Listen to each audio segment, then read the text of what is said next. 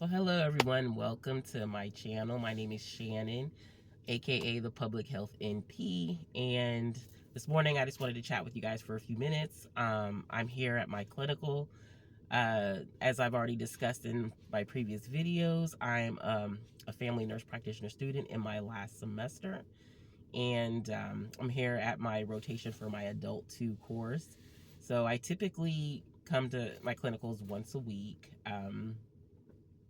It's about an hour drive from where I live, and I'm actually precepting at a federally qualified health center, and so I'm getting a lot of valuable experience here. So before I go in, I see my preceptor walking in right now. So before I go in, I just wanted to share with you guys a few quick tips about how to find a preceptor for your FNP program. I know that that's one of the things that's the biggest challenge right now. um, it's really a lot of programs are not providing that assistance for setting you up with a preceptor. Even if they do give you ideas of where to go, a lot of times, depending on where, if your area is saturated, those places can be either they may already have students, or they they may not accept you for whatever reason. So here's 3 tips that you can use to find a preceptorship. The first thing you can do, I would say, before you start nurse practitioner school, is network, network, network. I know people say that a lot and it sounds like, okay, what am I supposed to do? But join your local nurse practitioner organization. So where I live, they have a countywide nurse practitioner organization, and they typically will have events like once a week or once every 2 weeks. We'll get email blasts notifying us of when they're having an event, and to join the organization, typically they'll have a student fee. So if you are in school or you've enrolled in school, try to join that organization and network with some of the nurse practitioners there. Let them know you're going back to school, that you'll be seeking preceptorships. Try to do that as early as possible, because your first year of school, you're going to be mostly doing book work. But I tell you, that last year where you have to do your clinicals is going to come quickly. So the faster you secure a preceptor, the better.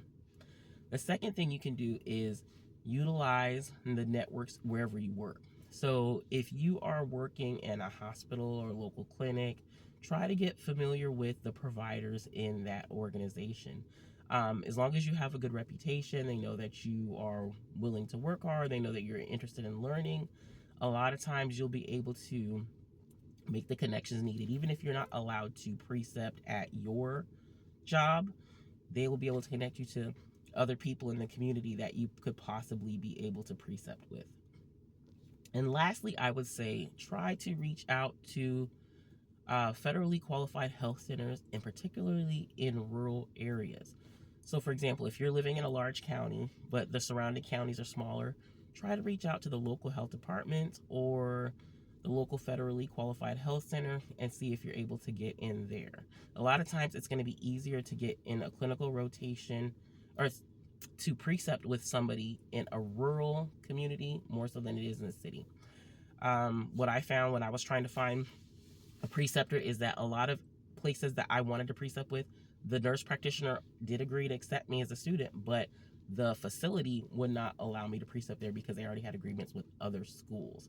So that's something you'll have to look out for too. So you may have in mind, oh, I'm going to precept with this person. I know them. They're willing to take me on. Yeah, but if their company will not sign the affiliation agreement, then you have a problem, because your school will need to have an affiliation agreement in place before you are able to precept with that person.